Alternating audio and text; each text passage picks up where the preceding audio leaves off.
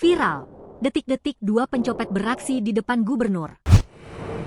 Seorang pegawai Pemprov DKI Jakarta diduga menjadi korban pencopetan ponsel saat bertugas meliput acara Abang None di Taman Ismail Marzuki, Tim, Jakarta Pusat.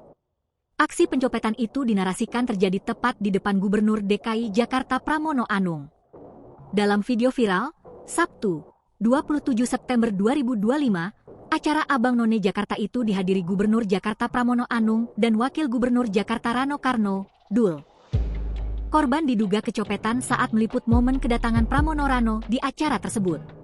Korban dinarasikan mengenakan kemeja berwarna putih. Saat Pramono Rano berjalan memasuki tempat acara, pelaku disebut melakukan aksinya di tengah kerumunan yang mengabadikan momen kedatangan tersebut. Dalam video itu, dinarasikan pelaku berjumlah 2 orang yang membagi tugas. Terduga pelaku pertama mengenakan sweater bertugas mengambil ponsel dan terduga pelaku kedua bertugas menyimpan ponsel yang diambil tersebut. Dihubungi terpisah, Kapolsek Menteng Kompol Reza Rahanji mengatakan pihaknya sedang menyelidiki peristiwa tersebut.